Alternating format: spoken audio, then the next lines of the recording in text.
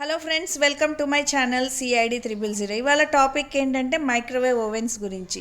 ఎలాంటి microwave ovens కొనాలి, ఎలాంటి కొనకూడదు అనేది. ఎందుకంటే బాగా అది తయారు చేసిన వాళ్ళ కంటే కూడా ఎక్కువగా వాడిన వాళ్ళకి అనుభవం ఎక్కువ ఉంటుంది. సో అనుభవంతో వీడియో చేస్తున్నాను అనమాట. తర్వాత మైక్రోవేవ్ ఓవెన్ వాడేటప్పుడు ఒక్కోసారి ఏమవుతుందంటే అంత ఇలా అవుతుంది, మెటీరియల్ మొత్తం చుట్టూ గోడలకి పట్టుకోవటం చేయటం. సో ఈ మైక్రోవేవ్ ఓవెన్స్ ఎలా క్లీన్ చేసుకోవాలి, బ్యాక్టీరియా ఎలా రిమూవ్ చేయాలి, స్మెల్ రాకుండా ఎలా చేయాలి, కరెక్ట్ పద్ధతి ఏంటి అనేది ఇప్పుడు నేను చూపిస్తాను అనమాట. సో కొత్త వాళ్ళు అయితే కనుక మన ఛానల్ని ఫస్ట్ టైం చూస్తున్నట్టయితే కనుక లైక్ అండ్ షేర్ చేయండి. షేర్ చేయడం వల్ల సబ్స్క్రైబ్ చేయండి చాలు. సబ్స్క్రైబ్ చేయటం వల్ల ఏమవుతుందంటే నా వీడియోస్ అన్నీ యూస్ఫుల్ వీడియోసే ఉంటాయండి. ఏమన్నా ఉంటే మీకు నోటిఫికేషన్ వస్తుందన్నమాట. అందుకని ప్రతిరోజు చేయలేకపోతున్నా. సో నేను కంటెంట్ మంచి యూస్ఫుల్ దాని మీద స్టడీ చేయటం, సో కంటెంట్ బాగుంటేనే పెట్టడం, అలా చేయటం వల్ల ఏమవుతుందంటే నాకు కొంచెం టైం పడుతుంది. కాకపోతే అన్నీ పర్ఫెక్ట్గా ఉంటేనే వీడియో చేద్దాం అనుకుంటున్నాను. కొంతమంది ఏది పడితే అది చేస్తున్నారు. సో మనం కూడా అలాంటి బాధితులు తిట్టుకుంటాం కదా. సో అలా కాకుండా ఏ వీడియో చూసినా పనికొచ్చేటట్టు ఉండాలనే చిన్న తాపత్రయం అంతే. సో మరి మన వీడియోలోకి వెళ్దాం. సో ఇది మా కిచెన్. దాదాపు చాలా వీడియోస్లో కిచెన్ చూస్తూనే ఉంటారు కదా. సో అన్ని అప్లయన్సెస్ అన్నీ ఒకచోట పెట్టుకుంటా. Microwave oven, wet grinder, mixie, electric cooker. So ఇది కొంచెం బ్రౌన్ రైస్ అలా విడిగా పెట్టుకుంటాను. ఫస్ట్ నా దగ్గర చాలా ఎక్స్పెన్సివ్ మైక్రోవేవ్ ఓవెన్ ఉండే అండి, అది పాడైపోయింది. సో అదేంటంటే ఇప్పుడు కన్వెన్షనల్ మైక్రోవేవ్ అంటారు, డిఫరెంట్ పేర్లు ఉన్నాయి. ఒక్కటి మనం అక్కడ లాజిక్ కనుక్కోవాలి. సో అది ఎన్ని వైపుల నుంచి వేడి చేస్తుంది. మైక్రోవేవ్స్లో ఏంటంటే 3 రకాలు, 3 వైపుల నుంచి హాట్ అనేది వస్తుంది, 2 వైపుల నుంచి వస్తుంది, సింగిల్గా వస్తుంది. సో ఇట్లా సింగిల్ వైపు నుంచి వేడి వచ్చేది ఏంటంటే చాలా లాంగ్ టైం పడుతుంది. ఇప్పుడు నేను చూపించే మైక్రోవేవ్ ఓవెన్ కూడా సింగిల్ హీటింగ్ మైక్రోవేవ్. ఇది అస్సలు కొనుక్కోవద్దండి. ఎందుకంటే నాది పాతది చాలా బాగా పనిచేసేది. పెట్టిన 2 మినిట్స్లో ఫుడ్ వేడెక్కేది. ఇది అలా కాదు, పెట్టినాక 6 to 7 మినిట్స్ చేస్తే గోరువెచ్చగా కొంచెం వేడి. ఎందుకు ఇలా ఉంటుంది? నేనేమనుకున్నానంటే సరే అది ఎక్స్పెన్సివ్ది, నేను ఎలాగూ ఈ కేక్స్ ఇవన్నీ ఎక్కువ ఏం చెయ్యనమాట. సో నేనేమనుకున్నానంటే సరే అంత పెట్టేందుకులే, ఉట్టి మనం వేడి చేయటానికే కదా, ఎప్పుడన్నా కర్రీ వేడి చేయటం కోసమే. నేను బేకింగ్ కూడా చేయను, కేక్స్ చేయను, ఇలాంటివి ఏవి మైక్రోవేవ్ యూజ్ చేయను. జస్ట్ ప్రీ హీటింగ్ కోసమే వాడతా, నేను హీటింగ్ కోసమే వాడతా. సో అలాంటప్పుడు ఎందుకు ఎక్స్పెన్సివ్కి వెళ్ళటం? Minimum to minimum any microwave వేడి చేస్తాయి కదా అనుకున్నా. కానీ ఎంతకి వేడెక్కకపోతే వాళ్ళని పిలిచాను అనమాట. కొన్న 1 వీక్కే ఏంటండి అసలు మాది వేడెక్కట్లేదు అంటే, ఇది సింగిల్ సైడ్ హీటింగ్ అండి ఇది. అందుకని మీకు చాలా టైం పడుతుంది. తర్వాత మైక్రోవేవ్ బౌల్ కూడా చాలా పల్సగా ఉండాలంటే వీటికి.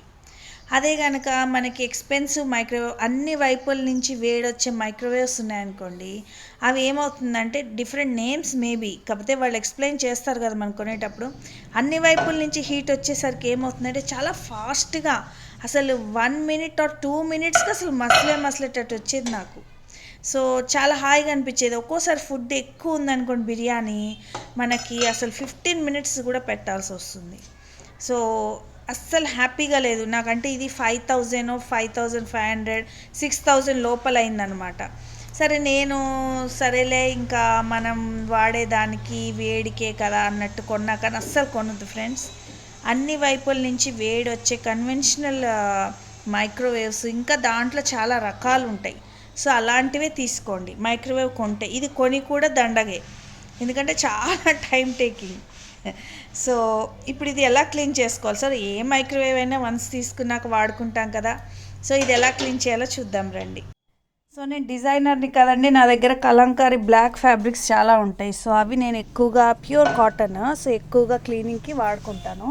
సో ముందుగా తడిగుడ్డ పెట్టి శుభ్రంగా మైక్రోవేవ్ మొత్తం తుడిచేసుకోవాలి. లైక్ మెటీరియల్, ఫుడ్ ప్రోడక్ట్ అవంతా అంటుకొని ఉంటాయి. బాగా డర్టీగా ఉంటే మాత్రం ఆ గ్లాస్ మాత్రం తోమేసుకోండి. డర్టీగా లేదనిపిస్తే తుడిచేసుకుంటే సరిపోతుంది. సో శుభ్రంగా తుడిచేసుకోవాలి. ఇది ఫస్ట్ స్టెప్ అనమాట. సో సెకండ్ స్టెప్ కూడా ఏంటో చూద్దాం. కానీ ఎట్టి పరిస్థితుల్లో డిటర్జెంట్స్ లాంటివి వాడకూడదండి మైక్రోవేవ్స్కి. తెలియక చాలామంది యూట్యూబ్లో చూసి డిటర్జెంట్ పెట్టి సబ్బు పెట్టి అది పెట్టి ఇది పెట్టి చేస్తే ఏమవుతుందంటే ఆ హోల్స్ పూడిపోతే మనం కడగం కదా, కడిగే చోటనే అట్లా చేయాలి.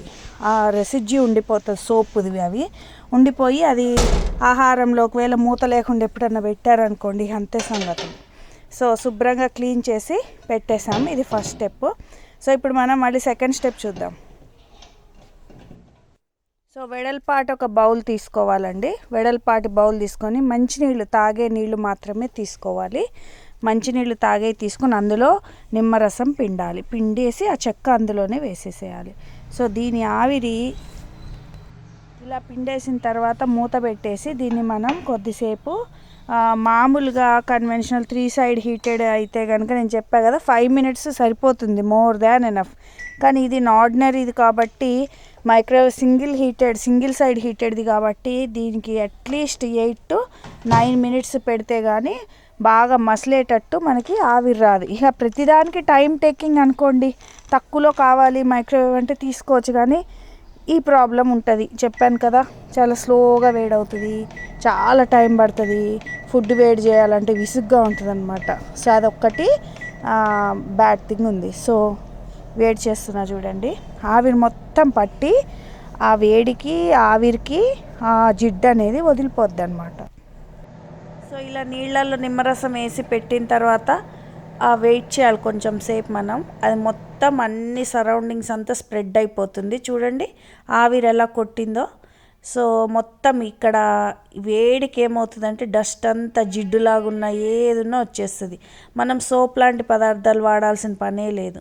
సో ఇలా కొంచెం సేపు అలా పెట్టేసి ఉంచాలన్నమాట. మూత పెట్టేసి ఉంచేసరికి మొత్తం టోటల్ ఆవిరంతా పట్టుకుపోద్ది. జస్ట్ తర్వాత ఏం చేయాలో మళ్ళీ నేను చూపిస్తాను చూడండి. కొంచెం ఆవిరి తగ్గినాక మనం గిన్నెని పట్టుకోగలం అన్నప్పుడు తీసి జాగ్రత్తగా కొంచెం చల్లారనివ్వాలి. సో చల్లారలేతే చేయి కాలుతుంది కదా, చల్లారిపోయినాక గిన్నె తీసేసి ఇంకేముంది పొడిగుడ్డ తీసుకొని శుభ్రంగా క్లీన్ చేసేసుకోవాలి. ఇది వీడియో తీసినా కదా, సో ఎమ్మటే తీసేస్తున్నా నేను. మీరు ఆరిపోయినాక తీసుకోండి, ఎందుకంటే వాటర్ మీద పడ్డ చేసిన బాగా హీట్ అయి ఉన్నాయి కదా. సో శుభ్రంగా మొత్తం ఆవిరి పట్టిపోయింది మైక్రోవేవ్. చూడండి ఎలా వేడిగా సెగలు వస్తున్నాయో అలా రావాలన్నమాట. అప్పుడు ఆ నిమ్మరసం అంతా పట్టుకునేసరికి మనకి ఎలాంటి స్మెల్ గిల్లు ఏమి ఉండదు, నీట్గా. సో బాగా మడ్డి బట్టి ఉంటేనేమో ఆ ప్లేట్ తీసుకెళ్ళిపోయి గ్లాస్ ప్లేట్ తోమేసుకోవచ్చు, లేదంటే జస్ట్ అసలు నీట్గా ఉంటే మాత్రం జస్ట్ క్లాత్తో క్లీన్ చేసుకుంటే సరిపోతుంది. చూడండి మొత్తం ఇలా. ఒకవేళ జిడ్డు మరీ ఎక్కువ ఉందనుకోండి ఇంకొకసారి పెట్టుకోవాలి. ఈ పనులన్నీ ఆఫ్ చేసి పెట్టుకోవాలి. కాకపోతే ఏంటంటే చీకటిగా ఉంటే వీడియోలో కనపడట్లేదని నేను ఆన్లో పెట్టాను. మొత్తం మీరు స్విచ్ ఆఫ్ చేసుకొని ఈ పనులన్నీ క్లీనింగ్ కానీ ఇవన్నీ చేసుకోవాలన్నమాట. సో బాగా జిడ్డు అనిపిస్తే ఇంకొకసారి మళ్ళీ వాటర్లో నిమ్మరసం పెట్టి ఇంకో 5 minutes పెట్టి మళ్ళీ తుడవండి. అంతేగాని డిటర్జెంట్స్, సోప్స్ అలాంటివి పెట్టకూడదు. చూడండి ఎంత బాగా షైన్ అయిపోయి ఎక్కడ ఇంత జిడ్డు కానీ మట్టి కానీ అసలు ఆ ఫుడ్ రెసిడ్యూ కానీ ఏం లేదు. వాసన అనేది రాదు. ఇలా నిమ్మరసంతో చేసేసరికి అసలు స్మెల్ అనేది రాదు. మైక్రోవేవ్ చక్కగా ఉంటుందన్నమాట, తళతళ మెరుస్తూ. బాగుంది కదా ఫ్రెండ్స్. సో ఈ విధంగా మనం వాసనలు, స్మెల్స్, తర్వాత ఫుడ్ రెసిడ్యూ, తర్వాత బ్యాక్టీరియా మొత్తం మైక్రోవేవ్లో నుంచి తీసే పద్ధతి అనమాట. అట్లీస్ట్ నెలకొకసారన్నా ఇలా మనం క్లీన్ చేసుకోవాలి.